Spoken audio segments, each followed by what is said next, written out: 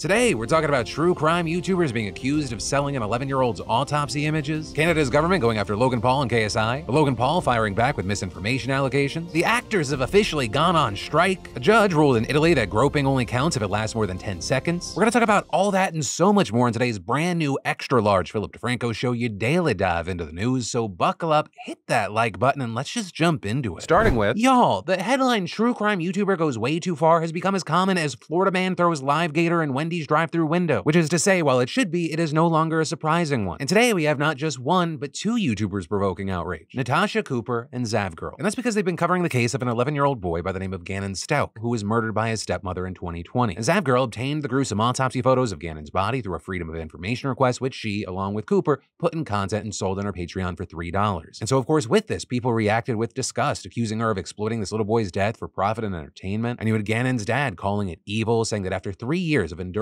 his son's murder trial, now he has to relive the trauma because of these YouTubers. Well, you followed it, but the only day I chose not to come to the trial was the day that they showed the autopsy photos. Now I feel like I can't even go on YouTube without the possibility of accidentally coming across these photos. But we saw Zavgirl defend herself in a now deleted YouTube post saying she didn't sell the autopsy photos on their own, but rather as one part of a longer video, and saying, quote, "I spent a lot of time and worked hard putting together a video lining up the coroner's audio and descriptions along with the appropriate part of the photo she is describing and editing it together to try to make it as informative as possible for the viewer," as well as saying the reality of the situation is that different people feel differently about this. Some people genuinely think making a video including the autopsy photos is bad, and I respect their opinion and feelings. Other people, like myself, think of autopsy photos in the coroner discussing/explaining them as interesting and informative and are able to view it all in a more scientific, detached way. Now, reportedly, Patreon has taken down both the video and her account for showing violent content. You can still see angry comments on our most recent YouTube videos. People saying things like, "Zavgirl, my God, how could you be so disgustingly insensitive and unprofessional? I'm honestly stunned beyond words at your cruel insensitivity." As well as, "A person with a good moral compass wouldn't have to think for a second before refusing to stoop so low. Was it really worth the money you made from it?" This isn't hate, by the way. It's disappointment mixed with disgust and confusion. What were you thinking? And others saying she should be ashamed for how she re-victimized Gannon's family and those who love him. Which is why with this story, whether you're a true crime fan or you're just looking at this shit show from the outside, I'd really love to know your thoughts on this. Right? What are your thoughts on this specific situation in general? And then how does that connect to your view of kind of true crime content in general? And then governments just seem to not be fans of Logan Paul and KSI right now. And the latest reason I say that is that Prime Energy drink has now been recalled in Canada over its caffeine levels, with cans of Prime reportedly containing 200 milligrams of caffeine hitting shelves across the country there, which exceeded Health Canada's limit by 20 milligrams. So we had a spokesperson telling CBC News this week that as a result, it should not be sold in Canada. And Canada's Food Inspection Agency adding that it is being recalled following a health risk assessment. Though notably, on the other end, you had Prime releasing a statement to the press saying that its energy drink contains a comparable amount of caffeine to other top-selling energy drinks, all falling within the legal limit of the countries it's sold in, and adding that the packaging specifically says it's not for anyone under the age of 18. But then you had the biggest update coming from Logan Paul himself this morning when he posted a TikTok saying that Prime Energy isn't even offered in Canada. "We don't even distribute Prime Energy in Canada. So how could it be recalled?" Well, the answer is illegal or unauthorized imports of the beverage. But of course, traditional media doesn't care about that because they just want a headline. They want clicks. The level of misinformation currently being spread around Prime is actually insane. Right, and you did have some reports noting that the 200 milligram cans are for the US and saying that there are 140 milligram cans for Canada. But per the BBC, those cans are actually not yet available, with that report appearing to echo Logan's claims that Prime Energy hasn't even launched in the country yet. And now many other reports also saying that the product likely made its way via unauthorized imports or manufacturers who are unaware of the rules. Right, so that, and even though products are supposed to be regulated at the border, some things just get missed. And notably, while Prime Energy's in the news because you have big names attached to it, it wasn't the only product recalled, with that including other beverages, including energy drinks, which were also taken off the shelves alongside it. But also, it's important to note the timing here because this is coming just a few days after Chuck Schumer asked the FDA here in America to investigate the drink, claiming that it's engaged in a vast advertising campaign aimed at kids. And even though Prime Energy has that warning against consumers under 18 drinking it, Schumer argued that Prime Energy is marketed in near identical form as Prime Hydration, which is their caffeine-free sports drink. And then, internet and writing icon John Green just helped end a move by Johnson & Johnson that would have led to the deaths of hundreds of thousands of people. Or because on Tuesday, John Green posted a video titled "Barely Contained Rage, an Open Letter to Johnson & Johnson," which, side note, I've had the pleasure of watching, meeting, getting to know John Green, though we haven't talked in a while. And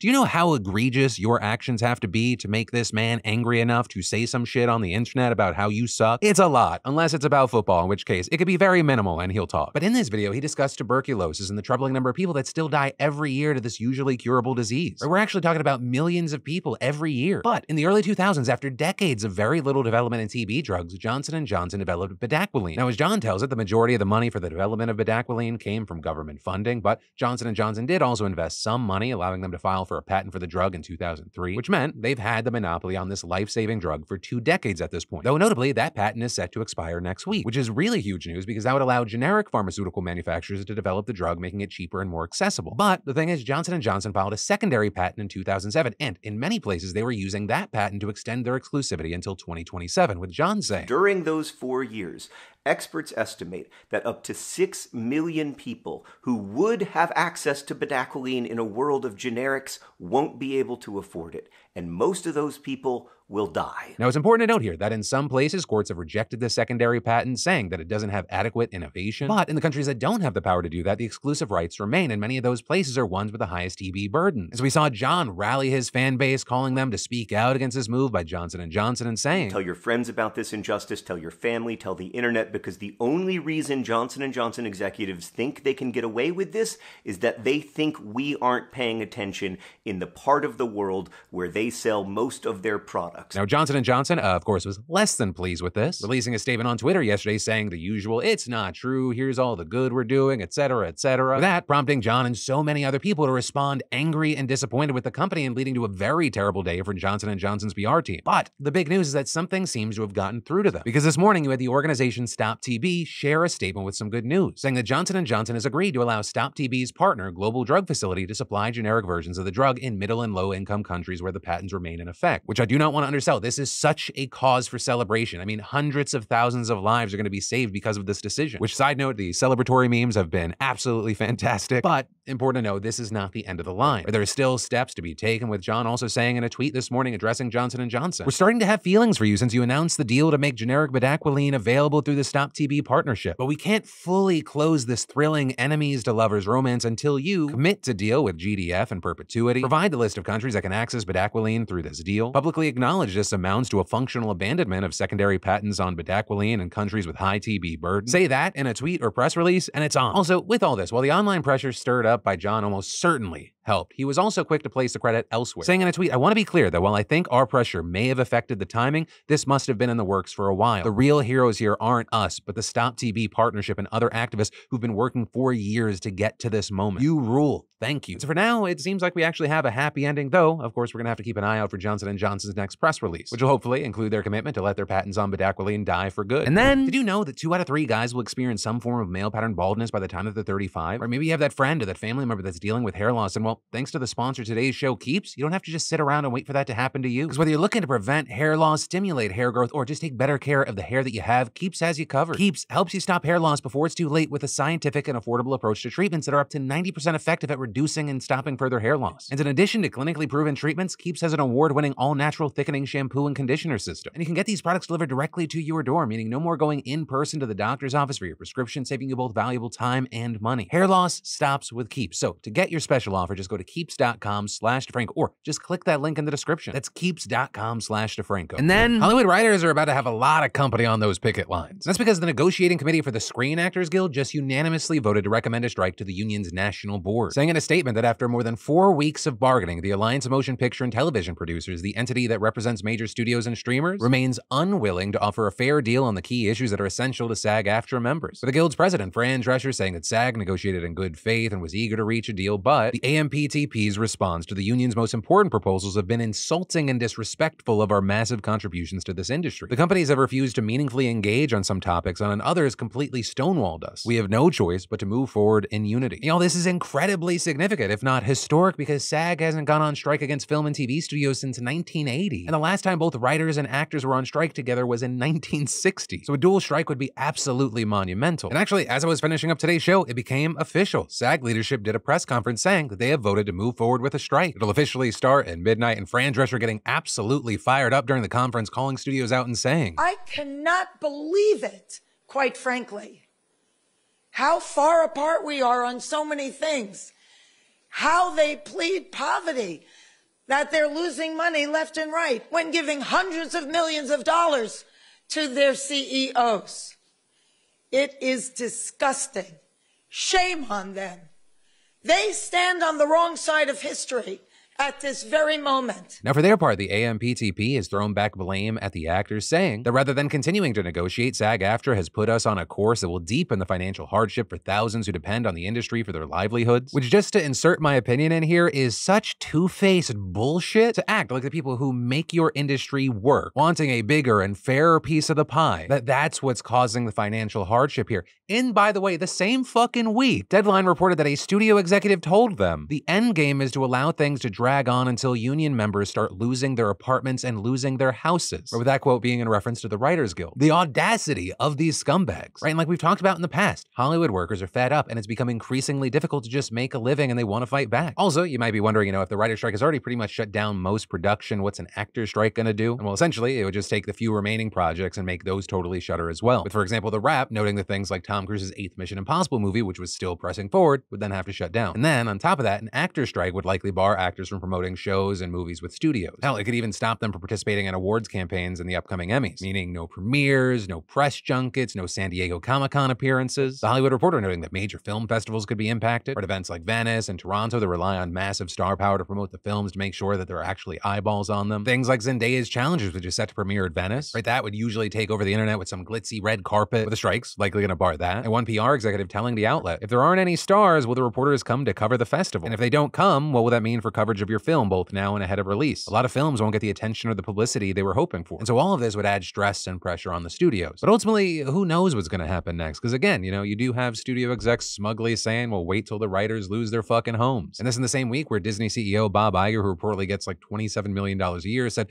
the expectation level that the writers have, it's just not realistic. But for now, that's where we are, and we're gonna have to wait to see how this game of chicken plays out. And then, is the new Margot Robbie Barbie movie pro-China? That's a very real question that's popped up over the past few weeks, and people have been debating, especially as the movie's now been banned in some countries, and it sparked a debate about China's influence in Hollywood because of this map. Because if you look off the coast of Asia, there's a dashed line going into the sea, and that line was enough for the country of Vietnam to ban the movie, claiming that it legitimizes China's notorious claim to the South China Sea, which if you've watched the show for a while, we've covered that dispute many times over the years. But the oversimplified TLDR is that a ton of countries have overlapping claims to the sea. China's is by far the biggest and most vague, relying on an old map that has 9 dashes to mark its claim, which is essentially the entire sea. Now with this, Warner Bros. Has denied the claim, saying that map in Barbie Land is a childlike crayon drawing, saying the doodles depict Barbie's make-believe journey from Barbie Land to the real world. It was not intended to make any type of statement. But that didn't stop the Filipino government from also reviewing the movie over fears that it legitimized China's claim over theirs in the sea. Although they did end up agreeing with Warner Bros. That it was just a silly cartoon map and are allowing the movie to be shown there. However, even the possibility that this was some veiled reference to China's territorial claims has sparked more conversations about how much Hollywood caters to China and its $4.6 billion film industry. Because reportedly in the past, we've seen a lot of naked pandering, with people pointing out things like adding a panda to Zootopia's Chinese release or setting films in Hong Kong. And possibly the biggest example being casting actors that are massively famous in China into tiny or cameo roles when possible and then using them to market the film in China. As well as over the years making changes to not anger the communist government over sensitive topics. Or things like Doctor Strange changing the race of the Ancient One from Tibetan to Caucasian, or Bohemian Rhapsody removing all references of Freddie Mercury's sexuality. Or more recently, Top Gun removing a Taiwanese patch from a character's jacket, only for fans to be outraged and the patch put back on. And this on top of Tencent pulling out of the project, leading to Top Gun not showing in China. With all of this kind of showcasing how there was such a massive blow up over something that was seemingly so small, right? A cartoon map in a Barbie movie. And then, you know how when you were a little kid, like you had the 5-second rule, you drop some food on the ground, oh, I picked it up in 5 seconds, it's still okay. Well, apparently in Italy, they were like, fantastic rule, let's also make it apply to assault, but because it's assault, let's double it, 10 seconds. And I say that because last year, a 17-year-old girl at a high school in Rome was walking up the stairs to class when a 66-year-old janitor pulled down her pants and groped her from behind, with him reportedly saying, love, I was joking, after she turned around. No, of course, she does not find this funny, that is not a joke, and she reports him to the police. So we had the public prosecutor seeking a 3.5-year prison sentence for sexual assault. But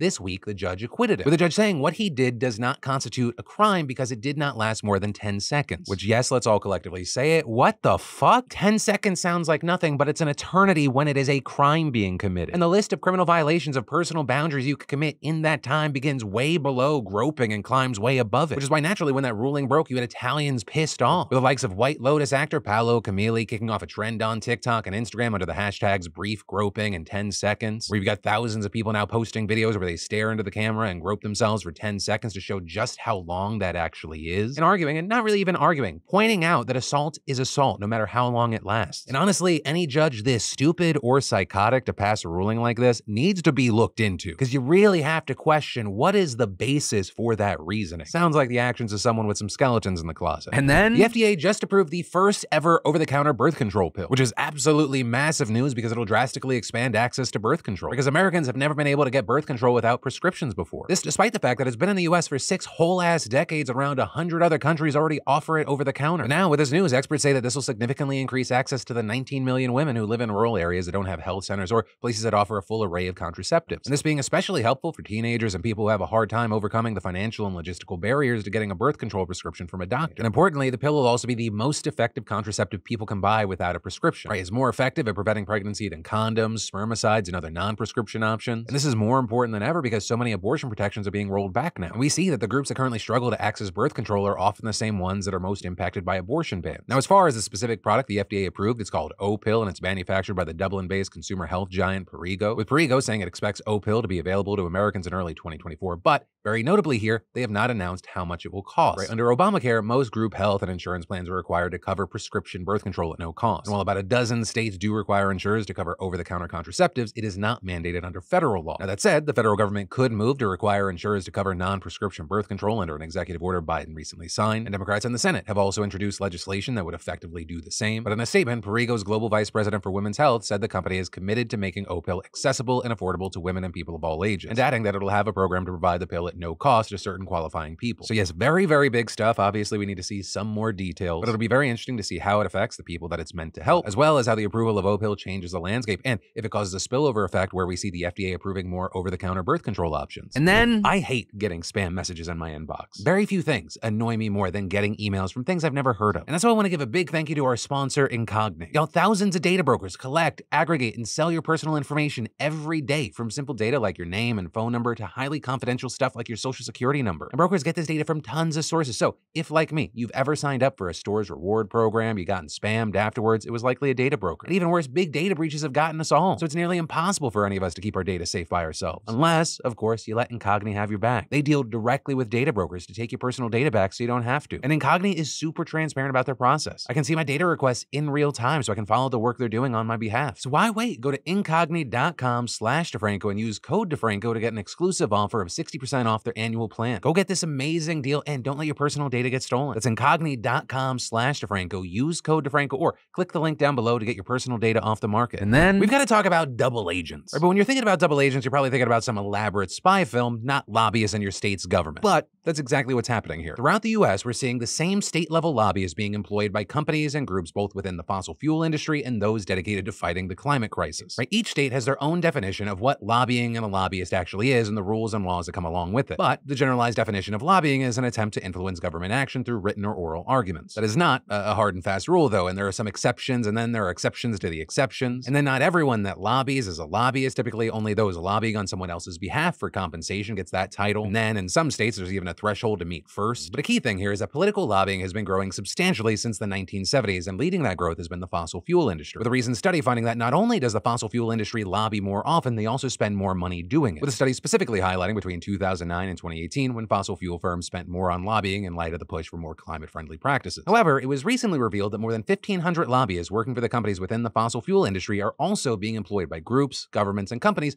fighting against the climate crisis. And a new project called F- recently unveiling their database of these state-level lobbyists who are working both sides. With this database being developed to shed light on just how deeply entrenched the fossil fuel industry is in state governments. With Timmons Roberts, an environmental sociologist at Brown University, saying, this database really makes it apparent that when you hire these insider lobbyists, you are basically working with double agents. They are guns for hire. The information you share with them is probably going to the opposition. I mean, we're talking universities, massive tech companies, and even environmental groups, all of which have publicly shared their dedication to action on climate change and also employ lobbyists that also work for massive fossil fuel corporations. For example, the Environmental Defense Fund shares lobbyists with 3 major gas producers, including Exxon, Mobil, and Duke Energy. The lobbyist outfit used by Syracuse University, who has made promises of carbon neutrality in the next 20 years. They also have contracts with 14 different fossil fuel clients, including Koch Industries companies. And Koch reportedly has a history of climate change denial, and they have active efforts to block any moves towards cutting emissions. I mean, even the city of Baltimore, which is suing big oil companies for their role in climate-related damages, has shared a lobbyist with ExxonMobil. That's one of the defendants in their case. Now, almost every state has laws requiring lobbyists to submit disclosure reports, and it's very rare for a lobbyist to advocate for both sides of a piece of legislation. But beyond that, there are no rules preventing lobbyists from representing two separate organizations that are diametrically opposed. And there are very few regulations preventing sensitive information being shared between sides. And then there's also the paycheck problem, with Sarah Briner, director of research at Open Secrets, saying, the money thing matters too. These environmental groups and even cities can't pay lobbyists as much as huge multinational fossil fuel companies can. So there's an imbalance there. Loyalties would be split. And with all this, you have companies and groups with green initiatives arguing that working with these lobbyists doesn't conflict with their climate goals, arguing that it can even be beneficial, with a spokesperson from the Environmental Defense Fund saying that lobbyists working with big oil is, quote, not in itself an automatic disqualification, and saying in some cases it can actually help us find productive alignment in unexpected places. Meanwhile, other groups say that these connections allow them to access Republican lawmakers who otherwise wouldn't give them the time of day, with Dennis Dyson, director of communications for the National Resources Defense Council Action Fund, saying, at times we retain vendors that specialize in engagement that can help build support for climate and equity progress across both sides of the aisle. However, you have many saying these relationships are actually detrimental to the success of the climate movement, with James Browning, a former lobbyist who worked on the F- database, saying, the worst thing about hiring these lobbyists is that it legitimizes the fossil fuel industry. They can cloak their radical agenda in respectability when their lobbyists also have clients in the arts or city government or with conservation groups. It normalizes something that is very dangerous. And adding, we got into this mess on climate by groups seeking short-term wins but empowering the fossil fuel industry and giving them credibility. And so with all this, the release of the F- database has spurred activists and advocates into action, calling on these companies and groups to fire the lobbyists that also represent big oil, with Megan Sally Wells, a former mayor in California who led a movement to ban oil drilling near homes and schools, saying, I hope that many people just don't know they share lobbyists with fossil fuel companies and that this database will bring transparency and allow leaders to better vet these companies. You shouldn't be funding the person who's poisoning you. And Browning adding, people just assume there's no alternative to the status quo, but it takes time to take a side. It's all about who is in the room when decisions are made, and the only way to force change is to get these fossil fuel companies and their lobbyists out of the room. And I'll wait to see what comes from all of this. I gotta ask you, what are your thoughts? Please let me know in those comments down below. And then you got big news coming out of the UK today. And that's because after months of strikes by healthcare and public sector workers, the British government has finally caved to paying them more, with an announcement being made just this morning as tens of thousands of junior doctors were getting ready to start a 5-day walkout. So with this deal, it would see police getting a 7% raise, teachers getting 6.5%, junior doctors scoring 6% alongside a lump sum of £1,250. And on top of that, hospital consultants, which are set to strike next week, are also getting 6%. With this, Prime Minister Rishi Sunak says that the pay raises won't involve borrowing more money, which could possibly worsen inflation. Instead, saying it'll be funded either by raising revenue through various schemes, such as charging more for visas, or it'll be handled by the budgets agencies that the NHS already has, leading to worries that there will be big spending cuts. And with this whole situation, it's important to remember it took over a year for the government to finally cave to these demands, and it only did so in the face of new strikes and because of the recommendations of independent pay review groups. However, with this, Sunak warned, today's offer is final.